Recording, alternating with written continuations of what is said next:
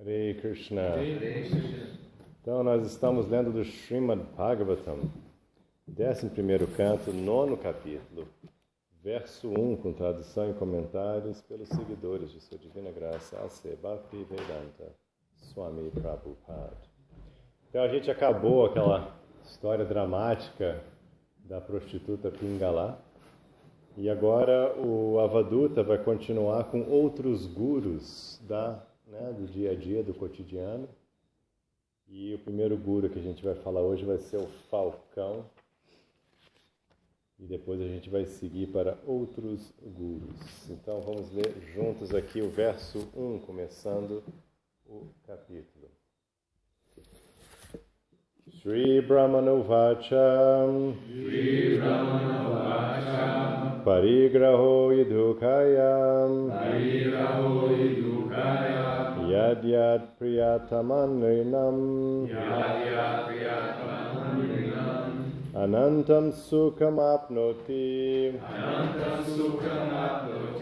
Tadvidvam yastva kinchanaham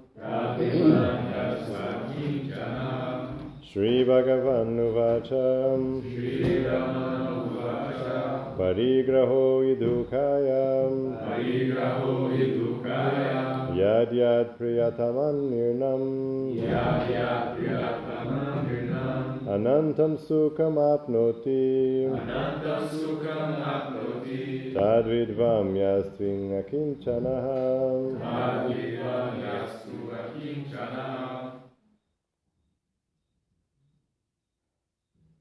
Shri Brahmana Uvacha Shri Brahmanovacha Parigraho Parigraho idukayam Yad yad priyatman nirnam Yad yad priyatamam nrinam Anantam sukham apnoti Anantam sukham apnoti Tadvidvam nastu akinchanaha Tadvidvam yastva kinchanaham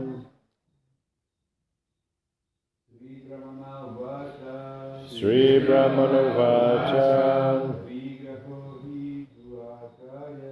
Parigraho idukayam Yad yad priyatamam nrinam Anantam sukham apnoti Tadvidvam yastva kinchanaham Shri Brahmana Uvacha Shri Brahmanovacha Parigraho idukaya Parigraho idukayam Yagate priyatma marinam Yad yad priyatamam nrinam Anantam sukham apnoti Anantam sukham apnoti Tadvidvam yastva kinchana Tadvidvam yastva kinchanaham. Mulheres.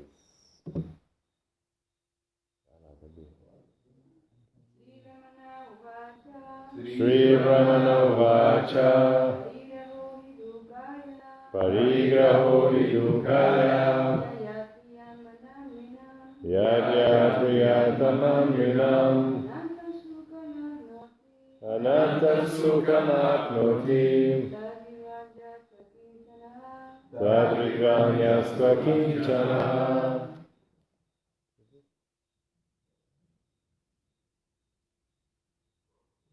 Quer tentar?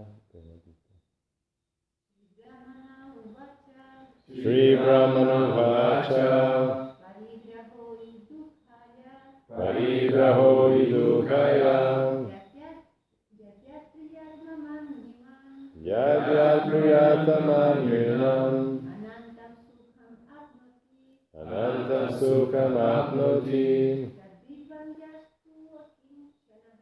Tadvidvam yastva kinchanaham. Muito bem.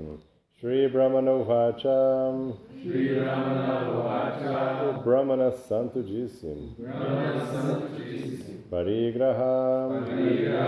O apego a posses. E, de certo, Dukkaya, conducente à miséria. Yad Yad, qualquer. Priyatamam, é muito querido. Nirnam, de homens. Anantam, ilimitada.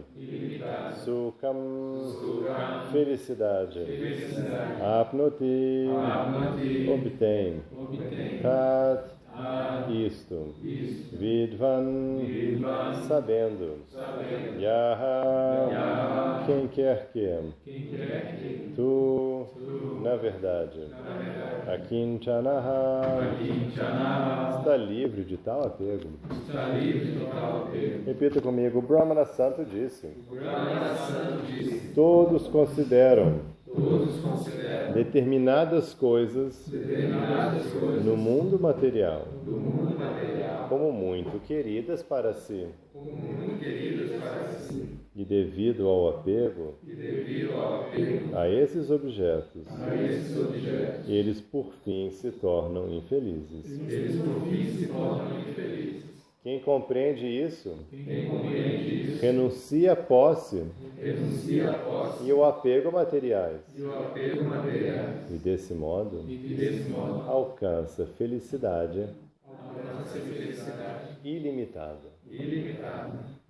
O Brahmana Santo disse, todos consideram determinadas coisas no mundo material como muito queridas para si. E devido ao apego a esses objetos, eles por fim se tornam infelizes.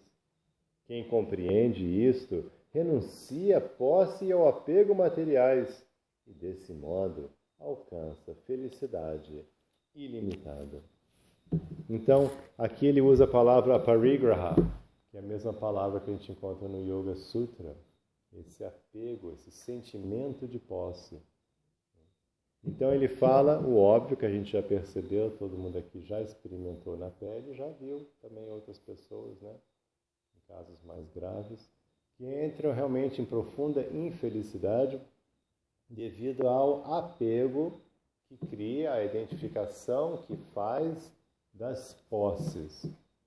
As posses passam a fazer parte da identidade da pessoa, né? A pessoa tem uma identidade e ela cria como parte da sua identidade as posses. Então, como é parte do eu, né? Que identidade? É o eu dela, né? A pessoa, meu eu, aí aquele eu já inclui certa... Aí quando acontece qualquer coisa com o objeto, a pessoa sofre como se fosse com ela mesma. Porque ela criou um vínculo, esse vínculo que a gente chama de apego, né? Esse sentimento de posse, apego, criou um vínculo, a consciência da pessoa criou esse vínculo, grudou naquele negócio. E a pessoa sofre quando aquela coisa é ameaçada, tem algum problema, ou pode ter algum problema. A pessoa começa a sofrer. E também chega um nível, quando você começa a fazer isso muito, que realmente começa a doer, literalmente, para a alma, começa a doer, porque é um limite, quantos vínculos que você pode fazer. Então você pegou a posse, agora, né, esse vaso, mas aquele outro vaso, e aquele livro, e aquele quadro, e essa mesa, e esse não sei o quê, e aquilo ali, e o carro, e essa casa, e a janela, e a plantinha. Né? Começa a acumular mesmo assim, e vai realmente pesando, porque a pessoa está carregando isso tudo, literalmente está carregando isso, né? Ela está carregando todas aquelas posses, estão pesando na consciência, porque ela está consciente das posses, isso que é o apego. Ela está consciente daquelas coisas, então ela vai andando pela vida. Imagina você tentar andar e está cheio de coisa amarrada em você, né? Tem uma cadeira amarrada aqui, aí tem, né? Imagina. Né? Tem um não sei o que aqui, aí um quadro aqui, aí você está tentando andar assim, é difícil, né? Vai doer. Literalmente está acontecendo assim, o apego da consciência, mas é algo material, é algo físico, sutil, mas físico. Então a pessoa cria ligações físicas com objetos inertes. E assim é muito sofrimento. O que dizer se acontece alguma coisa com tal do objeto? Isso quando não acontece nada já é um sofrimento. Já é muita infelicidade quando não acontece nada. E se acontece? Aí o sofrimento é total, porque é como se fosse, né, o meu eu, né? Uma coisa comigo diretamente. Então é muito perigoso isso, por isso que sempre tem essa alerta em toda a cultura do yoga, a você não ter sentimento de posse, você não ter apego. Duas coisas assim, né? Apego e sentimento de posse. Não que você não possa ter posses. De fato, grandes sábios como esse, né, ou esse Avaduta aqui, ele era um sábio renunciado. E ele realmente rodava pelo mundo sem nada. Mas não é que a gente tem que ser assim. Não é esse o nosso ensinamento. Apesar de muitos sábios na nossa tradição, diretamente na nossa linhagem, mestres espirituais, realmente viverem assim, abandonando sem nada. Né? Mas hoje em dia nem mais é possível fazer isso, não é mais prático. E não é esse o ensinamento geral. A gente vê que Arjuna, o primeiro discípulo de Krishna, ele era o imperador do mundo. Ele era o imperador do mundo. Ele era o homem mais, né, mais rico, mais poderoso do mundo. E ele não largou, ele queria largar. Ele queria largar tudo. E Arjuna falou, Krishna falou, não, você não pode largar tudo. Ele queria. Não. Então não é que a gente tem que largar tudo, mas a gente tem que largar todo o sentimento de posse. Então é um trabalho que você tem que fazer com muito cuidado. Assim, você tem a coisa, você tem que entrar numa compreensão correta daquela posse. Você, primeiro, deve ter gratidão, né? Sabendo que é um presente. Você recebeu um presente de Deus, tudo que você tem é uma dádiva, você recebeu. E é um presente emprestado. Tudo é emprestado. Né? Então você recebeu um presente emprestado de Deus. Você aceita aquele presente. Você cuida dele porque não é seu. É de Deus. E você fica trabalhando. Você tem que conscientemente trabalhar. Se questionar e perguntar, vem cá, estou apegado? Estou com sentimento de posse? Ou continuo entendendo que isso aqui é uma dádiva que pode ser tirada de mim a qualquer instante? Você tem que trabalhar isso, porque a consciência, naturalmente, ela vai querer se agarrar naquilo. Ela vai querer se agarrar. Naturalmente, o estado natural é de agarrar. Por isso que no Yoga Sutra, né, a gente divide os yamas e niyamas. Yamas, as coisas que você tem que fazer que você naturalmente não faria. E a parigraha está nessa lista. Porque naturalmente você não é a parigraha, naturalmente você apega. Naturalmente, se deixar, você... A consciência fala, opa, é eu, isso faz parte da minha identidade, é meu. Eu mereci, eu que fiz, eu ganhei, é meu mérito, é meu. Entendeu? A gente naturalmente faz isso. Você tem que fazer um esforço consciente para tratar daquilo com saúde mental e espiritual. Não, está aqui, que ótimo, que bom. Obrigado, Krishna. E é emprestado, né? Quando for aqui, eu vou cuidar, preservar, agradeço. Mas sei que está emprestado. Aí você fica levinho, aí você fica soltinho. Então, esse ensinamento muito importante, muito útil para os dias de hoje, que a gente tem realmente esse consumismo, a gente está na era do consumismo, né? Então a gente acaba realmente estar numa era opulenta, a gente está vivendo uma era de opulência, então todo mundo compra muita coisa, tem muita coisa, é natural, né? Você ir acumulando muitas coisas. Então é natural, então a gente tem que ficar muito ciente, trabalhar isso bem tranquilinho, para não pesar na consciência, para você ficar leve. Você ficar... Algum comentário, alguma pergunta? Eu acho que esse apego ele é vários níveis também, né? Só um comentáriozinho, uma ideia um pontozinho que tem de na verdade era um monastério, tinha um monge, tinha vários monges e tinha um monge que fazia o trabalho dele era de segurança, ele fazia segurança. Só que já estava com 90 e poucos anos. já tinha que, tipo assim, tem que procurar um substituto, né? E ele escolheu, conversou com os outros monges e falou, você tem que pegar 3 jovenzinhos para ver qual dos 3 que vão me substituir nessa tarefa de cuidar do monastério. E esses 3 jovenzinhos foram escolhidos e tal, e daí ele falou, agora eu quero ficar só com esses 3 jovens. Aí falou assim para os 3 jovens, mostrou um vaso, esse vaso ele tinha terceira dinastia, eles cresceram, tipo assim, era uma coisa sagrada para eles, assim, esse é o problema, o que eu vou fazer? 2 jovens ficaram petrificados, um deu um passo à frente, pegou a espada e quebrou o vaso. Isso aí. Então a moral dessa história é que não importa o quanto que a coisa seja bonitinha, o quanto que seja, como é que eu posso dizer, o quanto você seja pegado a ela, o quanto seja bonitinho, mas se aquilo que ele falou que é o problema, se aquilo está, de alguma forma, está atrapalhando a coisa, então... Muito bom. Muito bom. Ok, agora ele vai dar um exemplo que ele viu na natureza desse princípio. Verso 2.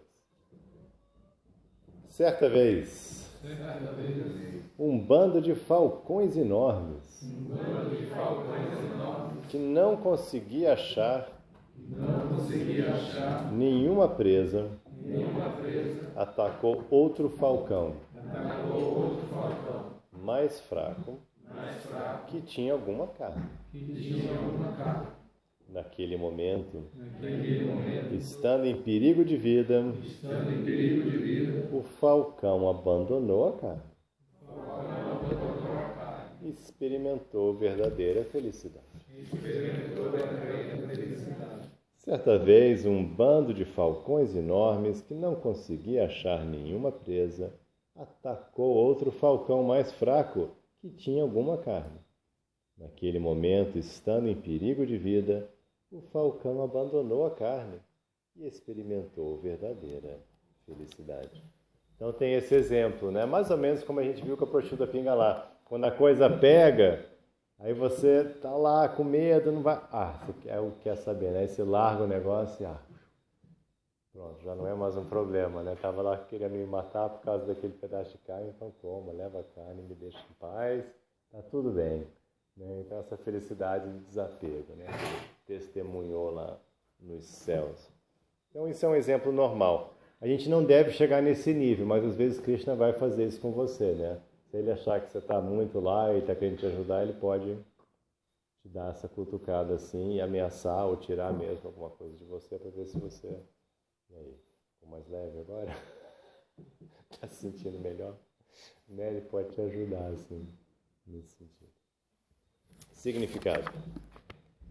Incitadas pelos modos da natureza, às vezes se tornam violentas. As aves se tornam violentas e matam outras aves para comê-las ou para roubar a carne que elas capturaram. Falcões, abutres e águias estão nesta categoria.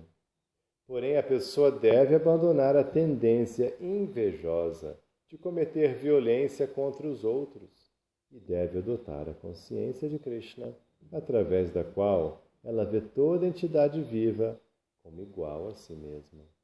Nesta plataforma de verdadeira felicidade, não se inveja ninguém e, por isso, ninguém é visto como inimigo. Verso 3. Na vida familiar, os pais estão sempre em ansiedade. Devido ao seu lar, filhos e reputação. Mas nada tenho a ver com estas coisas. Não me preocupo em absoluto. Com família. Nem me interesso por honra ou desonra. Desfruto apenas a vida da alma. E encontro o amor na plataforma espiritual. Dessa maneira, vagueio pela terra como uma criança. Na vida familiar, os pais estão sempre em ansiedade, devido a seu lar, filhos e reputação. Mas nada tenho a ver com estas coisas. Não me preocupo em absoluto com família, nem me interesso por honra ou desonra. Desfruto apenas a vida da alma e encontro o amor na plataforma espiritual. Dessa maneira, vagueio pela terra como uma criança. Então aqui o guru dele é a criança, essa consciência totalmente leve da criança. A criança tem essa leveza, né? Ela não está nem aí de nada, totalmente preocupada, é só brincadeira, só solta assim. Então ele está dando esse exemplo. De novo, não é que todo mundo tem que fazer que nem ele, largar tudo. Mas é muito legal que tem esses exemplos, né? Tem certas pessoas que tomam esse caminho. Em todas as tradições, né? A gente acabou de falar de monges, né? Tem todas as tradições, tem seus elementos monásticos, né? De renúncia. Certamente na cultura védica tem disso, a gente chama de sannyas, é uma ordem de vida, sannyas, quando a pessoa renuncia a tudo. E antigamente sannyasa, essa ordem de vida renunciada, realmente era renunciada, você realmente largava tudo, fazia que nem o nosso Avaduta aqui, você realmente saía pelo mundo, você não podia nem ficar no mesmo lugar, você tinha que realmente sair pelo mundo e seguir. Né? E a gente tem na nossa tradição, vários mestres espirituais fizeram isso, né? Os 6 Goswamis eram completamente renunciados. Outro dia foi engraçado, assim, eu estava falando com uma aluna que sobre, assim, desapego, né, assim, até uma situação difícil, mora numa casa que chove dentro, né, no quarto dela, uma situação difícil, assim, pratica o desapego, né, assim, desapega, e tem grandes mestres que moravam debaixo de árvores, então um quarto que vaza um pouco de árvore tem um conforto comparado com isso, né? Assim, mas por que eles moravam debaixo da árvore? Ninguém quis comprar uma casa para eles, não? Eu falei, não, é porque era assim mesmo. Eles eram até muito ricos e largaram, eles eram muito ricos, os Goswamis eram muito ricos. Eles eram ministros, assim, com muito dinheiro. Mas eles largaram tudo. Eu falei, como assim? Ninguém foi comprar uma casinha para eles. Não é essa a ideia. Mas dá até assim, pô, não comprar uma casinha para os Goswamis, né? Eles não queriam. Eles queriam morar renunciado, porque nesse nível, tem certas alminhas que chegam nesse nível que atrapalha. Se tiver um barraquinho, vai atrapalhar. Ih, tem um barraco, eu vou ficar pegado a barraco. Ih, não quero saber disso não. Daqui a pouco eu vou querer pendurar um negocinho na parede do barraco, né?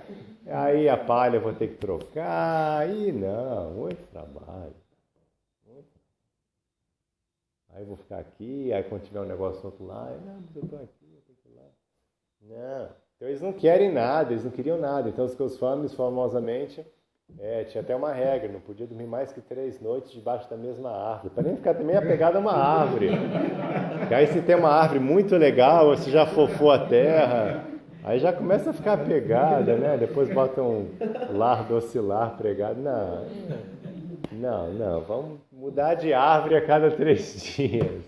Então eles ficavam, né, só com um trapilhozinho e aí tem essa, né, o padre meu falava assim, quem precisa de travesseiro, você tem um braço, sabe, assim, não dá, eu não consigo fazer, não dá para qualquer um fazer, mas é um nível que se chega assim, que né, não quer saber de nada mesmo, me atrapalha. Aí a pessoa tem a consciência tão expandida que ela, isso atrapalha essa coisa aí, né? E pelo outro lado, a parte do corpo não vai atrapalhar, eles não estão nem aí, estão desapegados. Né? Quem estava lendo Bhakti Tirtha Maharaj, quem estava lendo o livro de Bhakti Tirtha? Você que falou, né?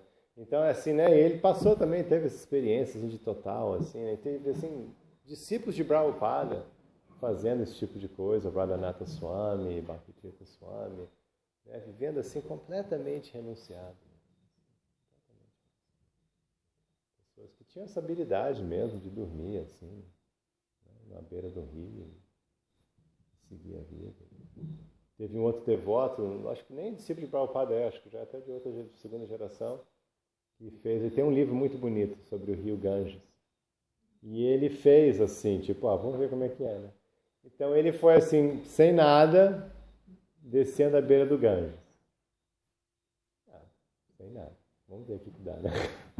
Só cantando Hare Krishna lá, meditação, só japa dele, não é nada. E assim, aí eu dormia aqui na beira do rio e tal, e comida, da onde vinha a comida. E ele foi fazendo isso, e como é uma área assim, que tem pessoas elevadas, ainda era que preserva uma cultura espiritual, ele falou que foi incrível, assim, que toda hora chegava alguém com um prato e dava comida e chamava ele, não sei o quê, e ele assim completamente, não faltou nada, em nenhum momento faltou nada, só andando e sempre tudo foi fornecido a ele pela vontade de Krishna, assim, pela bondade das pessoas. Então assim, dá para fazer, não é para todo mundo. E o ponto é que se não for para você, não faça, porque não vai dar certo. Se você não está nesse nível, não faça. Não precisa fazer, não é obrigatório. Então não faça. Aí você fica na sua casinha mesmo e tal, mas desapegado, tranquilo, vida simples, pensamento elevado, está tudo bem. Tá tudo bem. Se você tem que ser o imperador do mundo, não dá para ficar desapegado. Então fica lá no palácio, lá desapegado. Fica lá com móveis de ouro e palácio e tudo, carruagem e milhares de empregados e desapegado. Então assim, esse é que importa. Ok. Então, não é que a gente é contra a família, deixa isso muito claro, né? Não, ele não estava nem aí porque ele podia estar nem aí, porque ele era um sannyasi. Quem não é um sannyasi tem que estar muito ligado na sua família, porque é o seu dever. Você não pode abandonar o seu dever. Alguma dúvida, algum comentário? Vou ler mais um verso. Tá? Verso 4. Neste mundo, duas classes de pessoas estão livres de toda a ansiedade e imersos em grande satisfação. Aquele que é um tolo retardado e infantil e aquele que se aproximou do Senhor Supremo. Que se encontra além dos três modos da natureza. Esse verso aqui é um pouco famoso, interessante. Neste mundo, duas classes de pessoas estão livres de toda a ansiedade e imersos em grande satisfação. Aquele que é um tolo retardado e infantil e aquele que se aproximou do Senhor Supremo, que se encontra além dos três modos da natureza material. Então, é mais ou menos isso, né? Ou você está completamente fora do ar, né? Você está doidão, totalmente fora do ar, aí você está lá tranquilo, você não está nem sabendo de nada, ou você é uma alma altamente elevada. Os outros estão preocupados, cheios de ansiedade, de preocupar, cuidar do corpo, da família, do emprego, não sei o que, da casa, Então, mais ou menos isso. Então, como a gente, né, não quer ir para o lado do tolo retardado infantil, a gente quer ir para o lado do devoto completamente que se aproximou do Senhor Supremo. Então, a gente quer elevar a consciência, a gente quer chegar nesse estado de felicidade, de desapego, de simplicidade, de falta de ansiedade, mas para cima, né? Não para baixo. Porque para baixo não vai durar, depois a pessoa reencarna e não adianta nada. Então, vamos assim elevar. E de novo, você está vendo que o assunto desse capítulo é isso, esse desapego, se ficar leve, solto, para você poder preencher a consciência com algo bem superior, que é o seu contato com Deus. Como ele falou, encontre o amor na plataforma espiritual.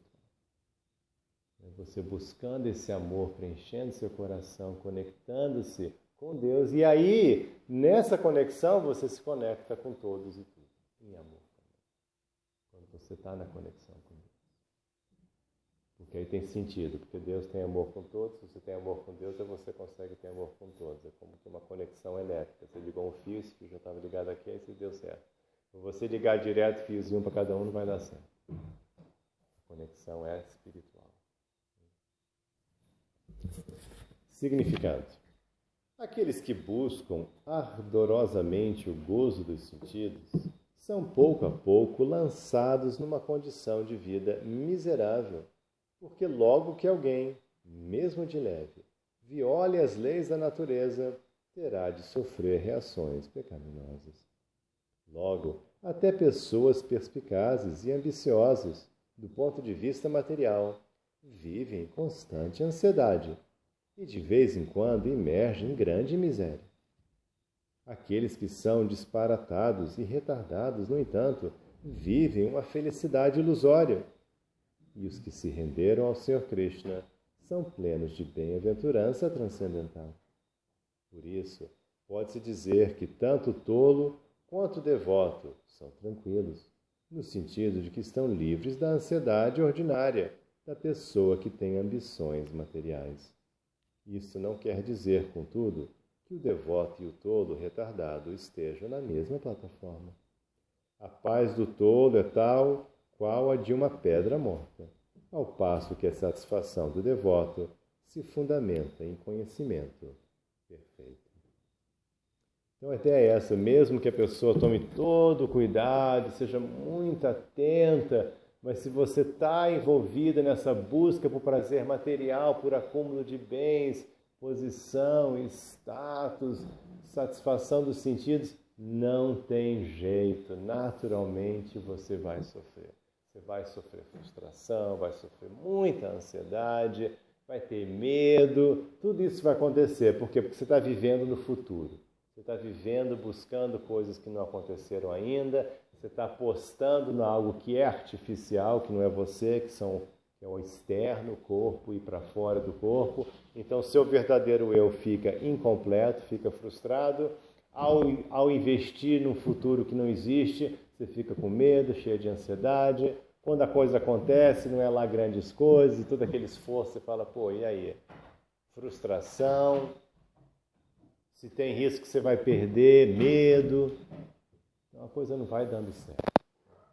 A gente vai perdendo, assim, não tem como você ser um materialista tranquilo. Não tem como. Não tem como você estar investindo, né, na busca, no ganho, gratificação de sentidos e ficar tranquilo. Não tem como. É impossível.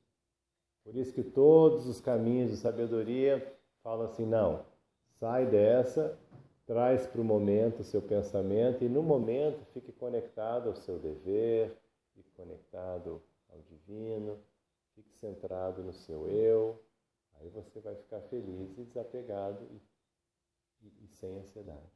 No momento que você começa a jogar para fora, começa a investir em apegos, situações futuras, você vai sofrer.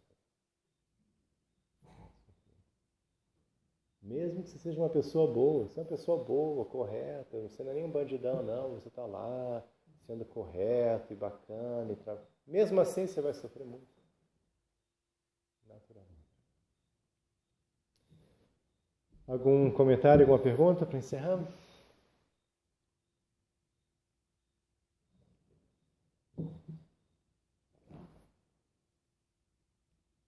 Então, muito obrigado por ter a paciência. Srila Prabhupada aqui, Jai.